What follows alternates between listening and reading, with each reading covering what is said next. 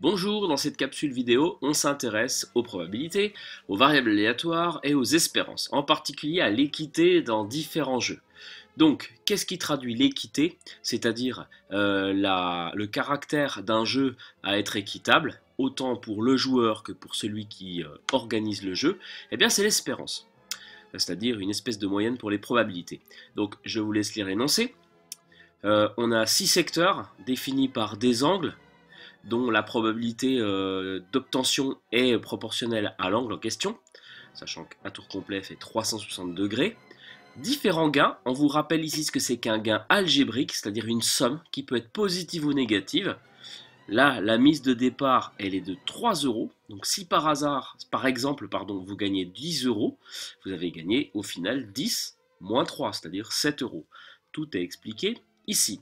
Et donc on s'intéresse à la variable aléatoire grand X qui à chaque tirage associe le gain du joueur.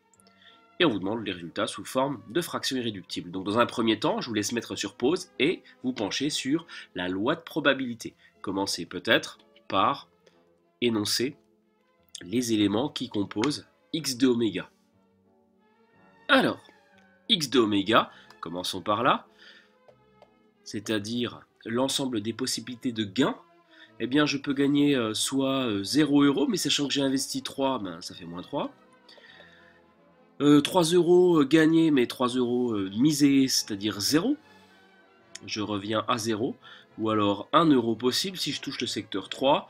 3 euros possible si je suis le 4. 5 euros possible, plutôt 7, pardon. 7 euros possible, possiblement gagné si je suis dans le secteur 5. Et puis 15 moins 3, 12 euros, c'est la somme maximum que je pourrais gagner à ce jeu. Et donc la loi de proba, c'est un tableau. On obtient donc le tableau suivant avec xi, les éléments de x de oméga, moins 3, 0, 1, 3, 7 et 12, et puis les probabilités en dessous, p de grand x égale xi. Donc si les angles sont proportionnels aux chances d'obtention du secteur, eh bien on a 150 degrés sur 350, donc 150 sur 360, qui donne, après simplification, 5 sur 12, etc. 10 sur 360, 50 sur 360, 100 sur 360, pardon, plutôt, 30 sur 360, 20 sur 360 et 10 sur 360, avec les résultats irréductibles qui sont ici. Donc voilà pour la loi de probabilité. Deuxième question, quelle est la probabilité d'un gain d'au moins 3 euros? Un gain d'au moins 3 euros, ça veut dire soit 3, soit 7, soit 12. Donc les 3 dernières colonnes vont nous intéresser. On peut écrire ça comme ceci, la proba pour que grand X soit supérieur ou égal à 3, eh bien c'est égal à 1 douzième plus 1 18e plus 1 36e. On remet tout ça en 36e. Donc ici, 3 sur 36, plus 2 sur 36, plus 1 sur 36, et bien ça fait 6 sur 36, c'est-à-dire en version irréductible, 1 sixième. Une chance sur 6 d'obtenir un gain supérieur à 3 euros. Le jeu est-il équitable? Alors, pour se poser cette question, on est obligé de s'intéresser à l'espérance. Alors, commençons par elle. Comment faire pour calculer l'espérance de la variable aléatoire grand X? Et bon, on commence par poser une formule à connaître impérativement.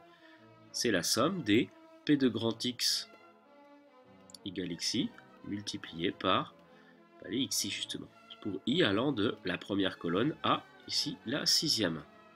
Donc I égale 1 à 6. Souvent, P de grand X égale XI, on peut l'écrire si on en a envie, PI XI, pour aller plus vite, à 6. Un petit détail de calcul, ça donne donc, je vais tout mettre sur 36 directement,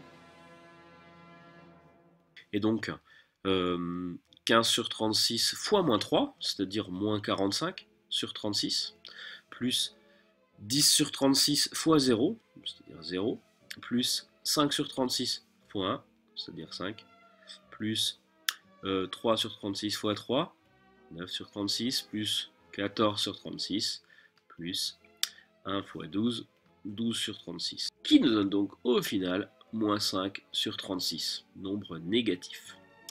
Qu'est-ce que ça implique? Eh bien ça implique que le jeu n'est pas équitable, car E de grand X est différent de 0. Donc le jeu n'est pas équitable.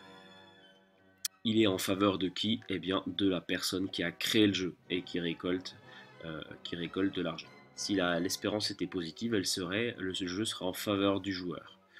Le jeu n'est pas équitable ici. C'est pour ça que dans un deuxième temps, on va se pencher sur comment changer le dernier secteur. On garde les 5 premiers.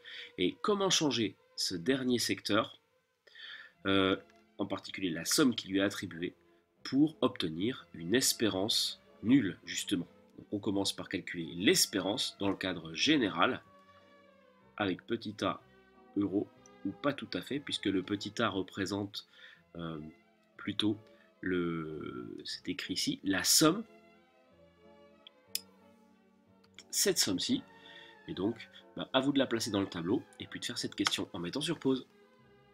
Donc ici, on oublie ces 12, on voudrait afficher une somme de petit a, donc le gas algébrique va correspondre à petit a moins les 3 euros de base. Donc ici, la nouvelle espérance, ça va être le même calcul, hein, c'est-à-dire 15 sur 36 fois moins 3, plus, etc., plus 1 fois a moins 3. Donc, le dernier terme ici, à la place du 12, c'est a moins 3.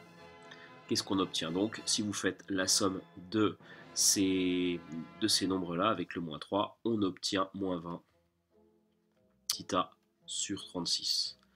Voilà pour la nouvelle espérance. Et donc, comment faire pour que le jeu soit équitable? Eh bien, un jeu équitable, c'est une espérance nulle. Donc, ça revient à résoudre la toute petite équation suivante. Moins 20 plus a sur 36 égale 0, c'est-à-dire, vous basculez le 36 et le 20, a égale 20. Il vous faut un dernier secteur à 20 euros, c'est-à-dire un gain de 17 euros, pour avoir un jeu équitable. Voilà pour ce petit exercice. A bientôt pour une prochaine vidéo.